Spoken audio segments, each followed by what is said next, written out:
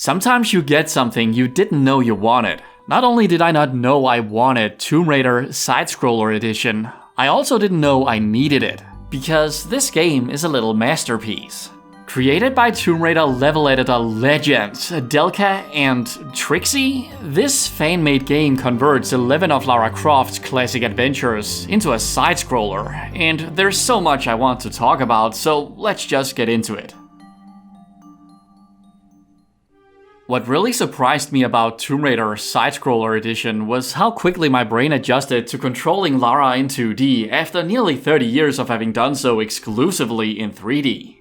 Sure, Lara has existed in 2D for many years on Game Boy, but that's different. Tomb Raider Side-Scroller Edition is classic Tomb Raider with Lara's full arsenal of moves and the same controls and all, except Lara now exists inside a deathless world where she can only move horizontally and vertically. So the big question then is, in what way does this 2D conversion then benefit classic Tomb Raider besides the novelty of it all? Well, first of all, 2D gaming is a very different beast from 3D gaming. The latter is generally more focused on exploration, whereas 2D gaming tends to be more focused on traversal for a much bigger emphasis on platforming. As a result, this plays like an old-school side-scroller with all of the hardcore platforming that typically entails, but in the style of Tomb Raider. Another benefit from playing Tomb Raider as a side-scroller is the change in POV that makes it possible to always see what's coming up, which lessens ambushes and cheap deaths.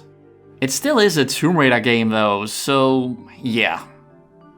There are a few things that don't work so well in 2D, however, so let me get those out of the way now so I can get back to praising the game.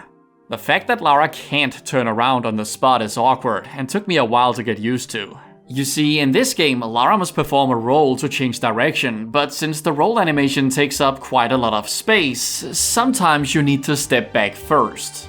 Like I said, awkward, but certainly not game-breaking.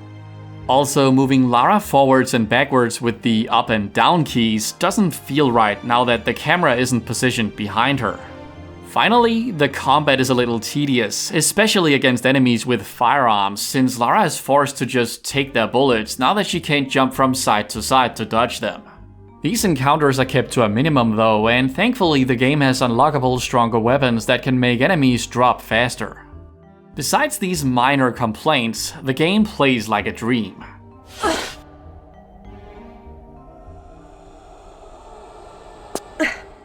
The thing is, Tomb Raider's gameplay translates really well to 2D because its core gameplay basically originated in Prince of Persia.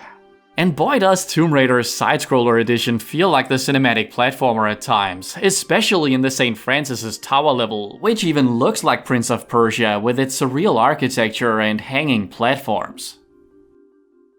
The game's 11 levels are all based on beloved classic Tomb Raider levels, or, well, most of them are. Besides the aforementioned level, based on St. Francis' Folly, the game's got levels based on fan favorites like Lara's Home, Temple Ruins, Venice, 40 Fathoms, Floating Islands, Antarctica, and Lutzgate, a level that's anything but a fan favorite. In fact, I believe I'm the only Tomb Raider fan that loves Lutzgate, so naturally I was pleasantly surprised to see it amongst the select few levels that had been adapted for this game. To be fair though, the side-scroller version omits the level's infamous underwater section that's the reason why it's such a despised level. It does cheekily reference it outside the level's playable boundaries, however, making you feel that you'll have to deal with a 2D version of the maze later. I was also surprised to see left field choices like Highland Fling and It's a Madhouse make the game, but positively so since these expansion levels are total hidden gems. They are there at the expense of levels based on the first Tomb Raider game, however, which surprisingly and disappointingly only is represented by St. Francis' Folly, and Tomb of Tehokan a little bit. Which is a really cool thing about the levels in this game, most of them aren't tied to just one source. Temple of Shiva, for example, isn't just based on temple ruins, but also its successor, the River Ganges, since the level ends where that level begins in Tomb Raider 3. Conversely, Maria Doria begins out in the open sea exactly like 40 Fathoms did in Tomb Raider 2, even if the rest of the level is based on Wreck of the Maria Doria, down to dodging morays before the level exit. And when I said there was a level based on Tomb Raider 3's Antarctica, I meant the entire chapter from its namesake opening level to Meteorite Cavern and Lost City of Tinos in between. Only RX Tech Mines is missing. Likewise, Egyptian Museum isn't just Lutz Gate. It's also Thames Wharf right at the beginning and City right at the end, where it finishes inside Sophia Lee's office. Who, by the way, can be seen floating inside her eternal youth chamber. Creepy. I love stuff like that. Also when, in the level inspired by Lara's home, the walk-in freezer door pops open to reveal a frozen Winston inside. Another highlight is when Nessie shows up. Just like she did in Highland Fling, the level's Scottish castle primarily is based on. When it comes to level design, Tomb Raider Side-Scroller Edition largely does its own thing. I mean, it had to, right? Yet, these levels still very much feel like their original counterparts beyond just sharing textures with them. The way the game adapts iconic classic Tomb Raider challenges is really clever, and weirdly adorable too. In Temple of Shiva, for example, Lara must sprint inside a dark room at one point, quickly collect a key, and then escape it before being crushed by spikes, which is a quite faithful adaptation of a similar challenge from Tomb Raider 3's version of the level. Likewise, Lara must climb chandeliers in the Venetian mansion level like she did in Bartoli's hideout, and outlast a timed trapdoor challenge in the Maria Doria level just like she did in Wreck of the Maria Doria. The game does some really cool new stuff with the levels too though, like this particular trap in Temple of Shiva where Lara must avoid getting flattened by numerous combinations of boulders, like she was Crash Bandicoot dodging lions in Warped. Or how about this adrenaline-pumping chase from a terrifying spike wall on the loose that wouldn't work if the game wasn't a side-scroller?